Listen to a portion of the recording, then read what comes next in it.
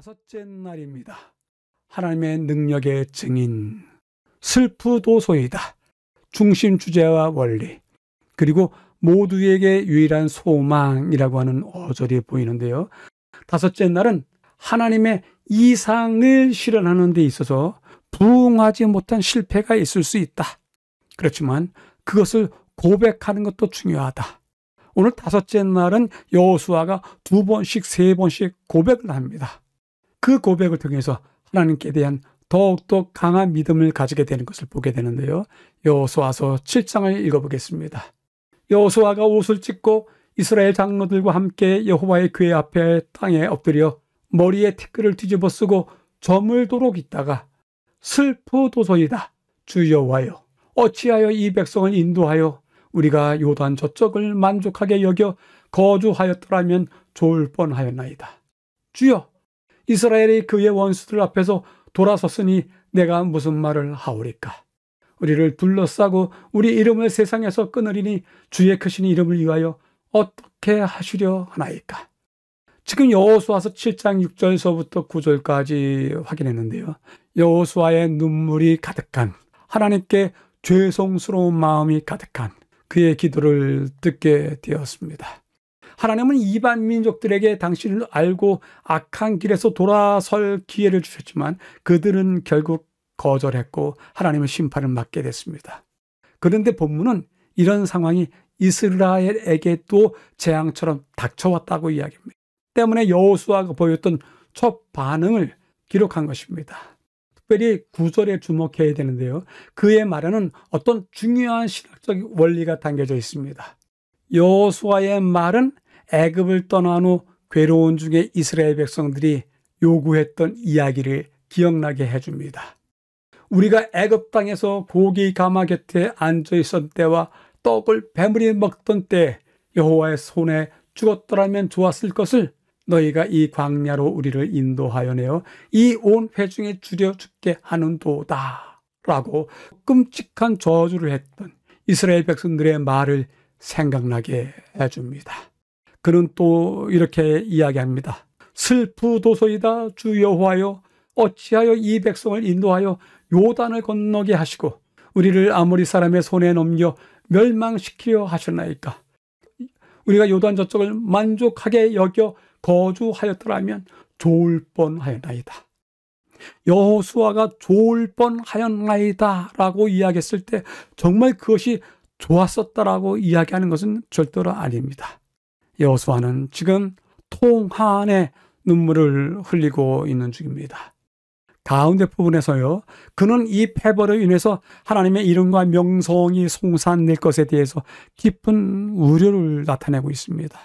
역시 다음과 같은 이야기를 합니다. 가나안 사람과 이 땅의 모든 사람들이 듣고는 우리를 둘러싸고 우리 이름을 세상에서 끊으리니 주의 크신 이름을 위하여 어떻게 하시려 하나이까? 이것은 하나님께서 이스라엘과 함께 하시는 목적의 중심 주제와 원리를 드러냅니다. 하나님은 당신에게 순종하는 백성들을 위해서 얼마나 놀라운 일을 행하셨는지를 이방 민족들이 보기를 원하셨습니다. 따라서 그들도 라합처럼 하나님의 백성의 정복하는 능력을 알기를 바라셨습니다. 마지막 부분에서는 다음과 같이 이야기합니다. 아이에서처럼 상황이 잘못된다면 이방 국가들은 이스라엘의 하나님을 무력하고 영향력이 없다고 여길 것이고 이것은 가나안 사람들의 저항을 더욱더 부추길 수 있는 것입니다. 다시 말해서 히브리인들이 땅을 정복하는 상황은 하나님께 영광과 존귀를 돌리는 것, 그리고 그분이 이방인들과 이스라엘 모두에게 유일한 소망이라고 하는 중요한 쟁점과 원칙들이 그 안에 포함되어 있는 것입니다.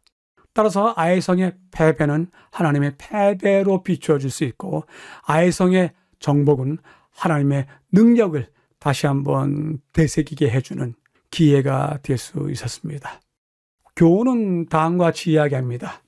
우리는 자신 속에 하나님의 능력의 역사를 드러내는 하나님의 증인들이다.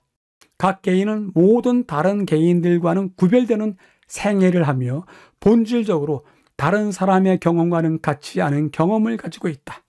하나님께서는 우리 자신의 개성으로 특징 지어진 찬송을 당신께 상달시키기를 원하신다. 그리스도와 같은 생애가 밑받침이 될 때 하나님의 은혜의 영광을 찬송하는 귀중한 고백은 영혼의 구원을 위하여 역사하는 강력한 능력이 된다라고 하시면서 우리 삶의 승리가 하나님의 영광과 승리를 드러내는 능력이 되는 증거가 된다라고 전해주고 있습니다. 다섯째 날을 요약해 보겠습니다. 하나님의 능력의 증인, 그것이 바로 우리이다 라고 이야기해 주고 있는데요. 하나님과 함께하는 일, 그 일에 있어서의 실패에 대해서 여호수아가 통곡을 하고 있습니다. 하나님과 동행하는 여정, 그것이 실패한다면 얼마나 슬프고 아픈 사건인지 여호수아가 고백을 통해서 보여주고 있습니다. 긴 여정 속에서 드러내야 될 것이 있다. 하나님의 이름과 명성이다. 지금 여호수아는 그것이 손상되고 손상될 것에 대해서 염려하고 있다.